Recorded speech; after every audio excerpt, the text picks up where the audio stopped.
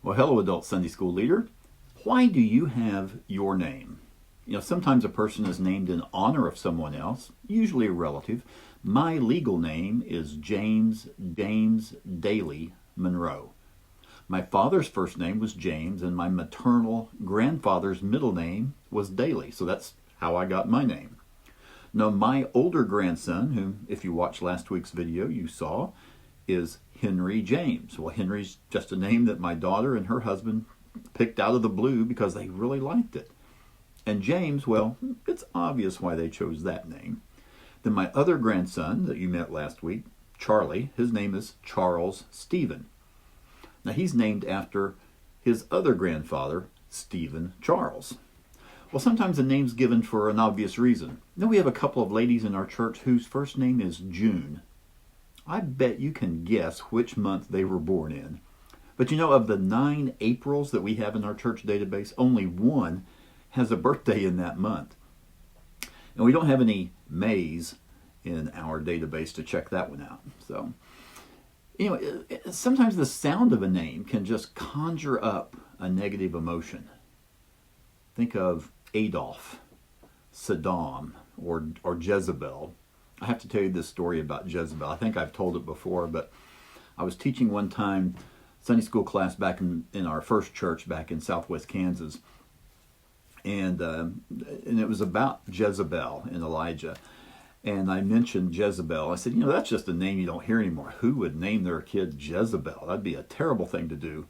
And a guy in the class said, well, my grandmother's name, her first name was Jezebel. But, oh well. So anyway, sometimes a name has an air of importance around it, doesn't it? So I used to work with a guy whose last name was not Rockefeller. But whenever he would call and make reservations at a restaurant, they'd say, what name is it under? He would say Rockefeller, just on the off chance that would get him a better table. Well, for the next 6 weeks, we're going to be looking at God's name and different aspects of his name as we start this new series of lessons called A Name Like No Other. This is going to be lesson number 1, called The Importance of God's Name, out of Exodus chapter 3. And the point of this lesson is that God's name reveals he is the all-powerful God whom we can completely trust. Well, we know the story. The Israelites were slaves in Egypt. They had increased in number so much it was feared that they were going to join Egypt's enemies and overthrow the Egyptians. So Pharaoh ordered that every newborn Hebrew boy would be thrown into the Nile River. Well, Moses was born during that time, but his mom was able to hide him for about 3 months. And then the mother put him in this basket and put him in the Nile, floating down the Nile River. Well, Pharaoh's daughter found him and raised him. And as an adult, Moses saw an Egyptian beating a Hebrew slave. And seeing no one else around, he killed that Egyptian and buried him in the sand. Well, the next day he saw 2 Hebrews engaged in fisticuffs and asked them, why are you guys fighting? Well, one replied, what are you going to do, kill me like you did the Egyptian? Well, this got Moses worried, and rightfully so. The Pharaoh had heard about this, and he sought to kill Moses. But Moses fled to the land of Midian. There he married Zipporah, whose father was Reuel, also known as Jethro. Well, that takes us to our first set of scriptures for this week in Exodus chapter 3, the first 6 verses. Well, Moses, he's living here in the land of Midian. He's tending sheep for his father-in-law, who was a priest. Now, the Midianites were descended from Abraham through one of his wives, Keturah. So it's possible that Jethro was a Yahweh worshiper, but we really don't know that for certain. Okay. Well, Moses is tending sheep, and he came to Mount Horeb. It's also known as Mount Sinai. And he saw something quite unusual. He saw this bush. This bush was on fire, but it wasn't burning up. It wasn't consumed. Well, in this passage, we have 3 terms that refer to God. We're going to spend a little bit of time here, so buckle up. Okay. Let's look at those three names. The first one is God, G-O-D, God. In verse 1, Horeb is called the mountain of God. In verses 4 through 6, we see God mentioned several times, such as God called to him, being Moses, and God said. those things several times throughout those verses. Well, let's remember that God is a title. Okay, it's not a name. It's like saying president. It's who he is, right? It's like saying president instead of saying Joe or Mr. Biden. So it's not really a name. It's more of a title. Well, in this passage, the Hebrew word for God is Elohim. Now, that's a plural noun. In fact, usually if you see a word that ends in im, it's usually a plural noun. And that literally means gods, if it's plural. So many think this is a reference to the Trinity. Okay. Another thought is that this is what's called the plural of majesty, which indicates greatness, power, and prestige. A king might proclaim from his throne, "We decree," blah, blah, blah, whatever. It's the king, it's the one king, the singular king, making the proclamation, but he uses the plural of majesty to indicate his authority of being over and above everyone else. My opinion, it's both. Okay, the original audience for this would have been Jewish folks. Okay, they were strict monotheists, one God, and they never had a problem with the plural form of God. In fact, in Deuteronomy 6:4, it says this: "Hear, O Israel, the Lord our God, the Lord is one." Literally, that verse in Deuteronomy states that Yahweh, Elohim, is one. That's literally what it says, Yahweh Elohim, which uses the plural word gods and states that the plural is singular. Okay? And the monotheistic Jews had no problem with this. So I believe that God used this literary device to also indicate the triune nature of himself. Well, let's get back to the Exodus passage. There we have the Lord, L-O-R-D, in all capital letters, all uppercase letters. Now, I mentioned this quite often in my Sunday school class. You're probably sick of hearing this, but when you see that, L-O-R-D, in all caps, that is Yahweh.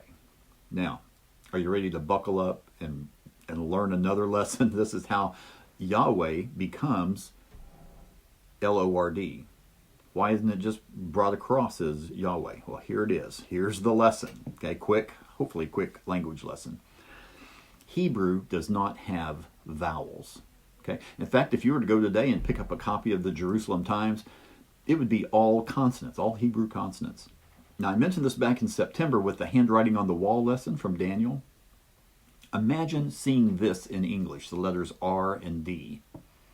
Now, depending on the context, this could be the words read, read, read, arid, aired, raid, rude, rude, or eared. Okay, how would we know what that word was? So imagine how that is in Hebrew, right? You come across a word, couple of consonants, you don't know what it is. Well, around the 7th century, the Hebrew language, it was beginning to die out. And so a group of Jewish scribes called the Masoretes, they wanted to preserve the language for future generations. So they added little dots and lines, and not between the letters, but below the letters, to indicate vowel sounds, so that the text could be easier spoken and understood as that language is getting ready to die out.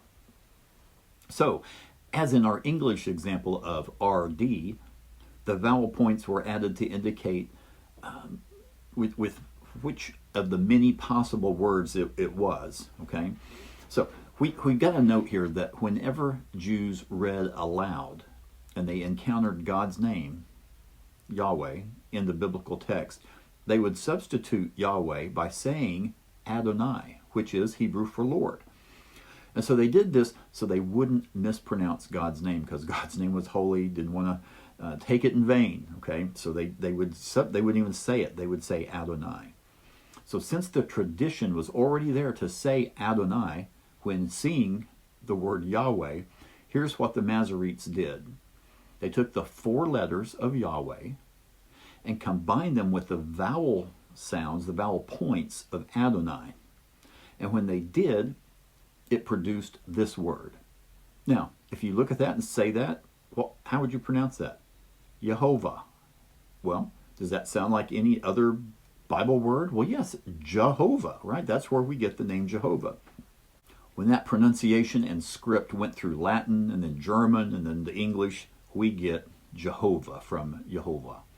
So in Genesis 22:14, where God is called Jehovah Jireh, if you look at the Hebrew text, it literally says Yahweh Jireh, meaning Yahweh provides.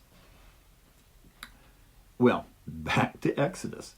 In verse 2, it mentions another description there of God, the angel of the Lord. So we had God, Lord in all caps, and then the angel of the Lord. Well, that phrase, angel of the Lord, is used 50 times or so in the Old Testament. Now, angel in both Hebrew and Greek means messenger or one who sent. Now, by itself, an angel can be a person, like what's written there in the Revelation, to the angel of the church in Ephesus, or angel of the church in Laodicea, write these things. Well, I believe that that is a reference to the messenger in a particular church there in Revelation, to the leader, to the pastor, not this angelic being. But this is an angel or a messenger of the Lord, all caps, or a messenger of Yahweh. So I believe this is the pre-incarnate Jesus, God the Son, pre-incarnate Christ, who was the one sent by God the Father. In fact, Jesus referred to himself many times as being sent from the Father. John 5:37 is just one of those many instances where Jesus says that. So, in these verses, we have a title, God, and a name, Yahweh, and a description, the angel of Yahweh. Now, I don't believe they were all referring to the same entity, because why would there be a reference to Yahweh and also the messenger of Yahweh? Also in verse 4 it says, when the Lord, or when Yahweh, saw that Moses had gone over to look, God called to him. Well, why not say, when the Lord saw that he had gone over to look, he called to him, or the Lord called to him? So I'm going to state right now that the following is Jim's opinion. Okay, so please feel free to disagree. Don't quote this as gospel. But I'm going to reread those 6 verses, making some substitutions. Now, Moses was tending the flock of Jethro, his father-in-law, the priest of Midian, and he led the flock to the far side of the wilderness and came to Horeb, the mountain of Elohim. There the messenger of Yahweh appeared to him in flames from the fire from within the bush. Moses saw that though the bush was on fire, it did not burn up. So Moses thought, I will go over and see this strange sight, why the bush does not burn up.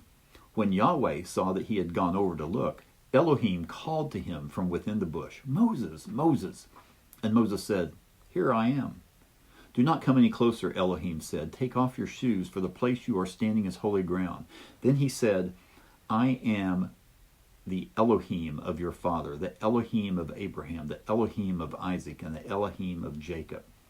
At this, Moses hid his face because he was afraid to look at Elohim. All right, so here's Jim's opinion based on that reading. Since Elohim, God, is plural, I believe this is referring to the Godhead, the Trinity. Yahweh is God the Father. Now, this is the only time Yahweh is mentioned here in this passage, is in verse 4, where the Lord, where Yahweh saw that Moses had gone over to look at the bush. And the only time that angel of the Lord is used in this, in these verses, is when it says that the angel appeared to Moses in flames of fire. See, this was the visual representation of the invisible God, just as Colossians 1:5 states about Jesus. So I believe this is the Son, the pre-incarnate Christ. Now, let's get away from the technical language stuff for a while. We can learn a major lesson from these verses here that can apply to us. God uses the insignificant and the unlikely to accomplish his will. He used an insignificant bush through which to speak to Moses. And Moses, a murderer on the lam, who had, we learn later, had some kind of speech impediment. He's one of the great heroes of the faith. Now, the next set of verses is Exodus 3:9 through 12.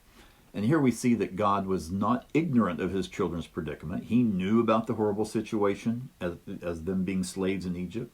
And God was going to use Moses as his representative to lead his people out of Egypt. And either out of fear or humility, Moses asked, Who am I to go before Pharaoh?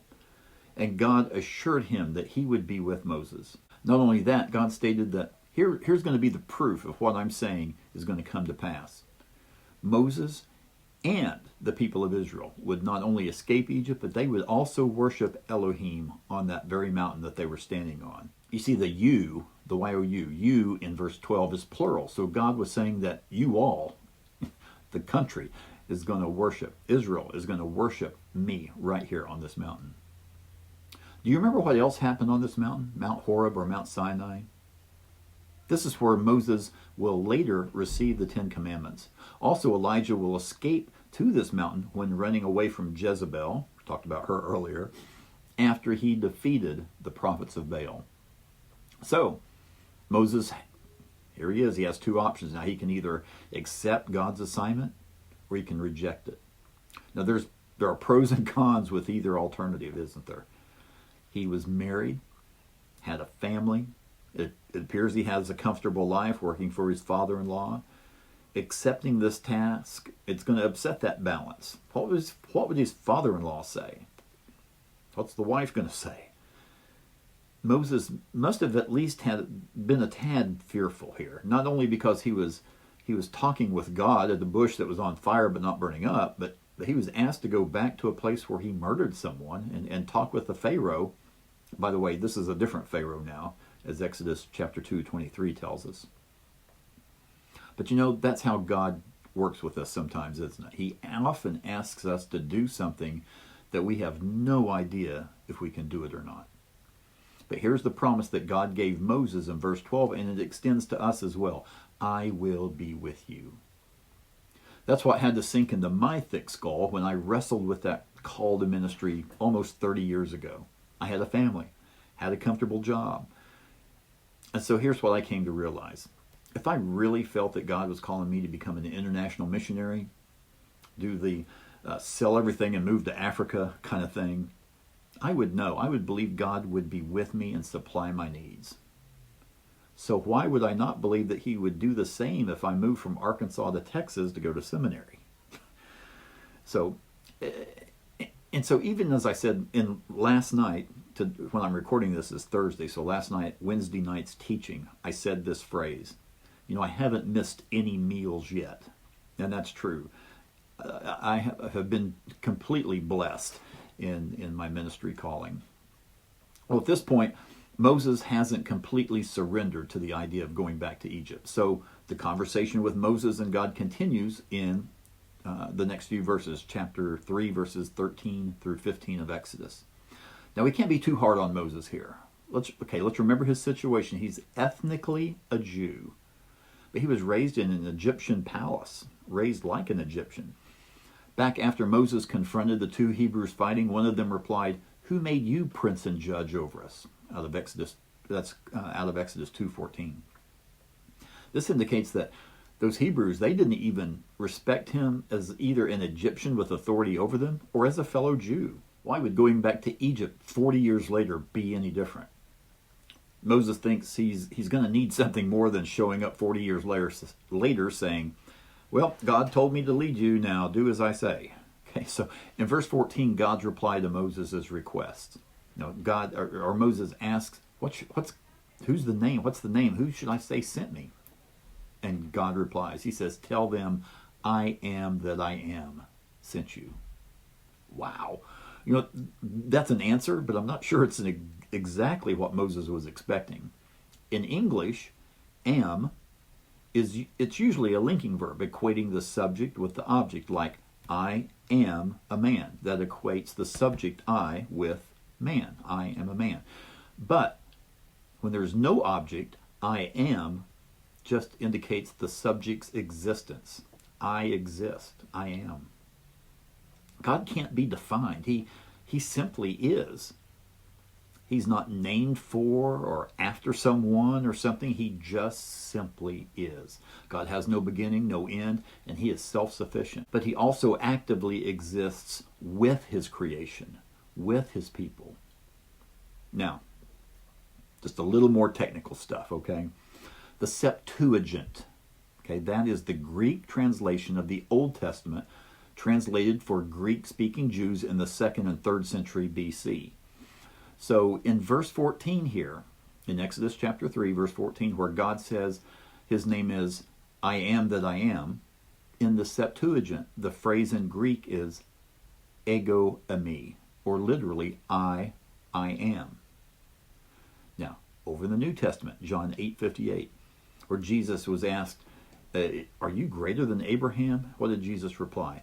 Before Abraham, I am. Or before Abraham was, I am. The Greek there is literally ego eimi, again, or I am. That's why they picked up stones to stone Jesus, because he implied that he was God, to which the Jews, they found that blasphemous. Well, this I am that I am, this was his name and is his name forever, as verse 15 states. God is. Now, we can list all sorts of adjectives to describe God, some of which God uses to define himself, words like holy and eternal. Also, we can list characteristics of God: loving, kind, jealous, unchanging. You probably can come up with some more. All-knowing. But with our little finite minds and understanding, we really can't completely grasp who God is.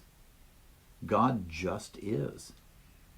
And the fact that he is, both now and forever, tells us that he is all-powerful, and we can completely trust him. Well, I have a couple of shout-outs to make here before we end this week's video.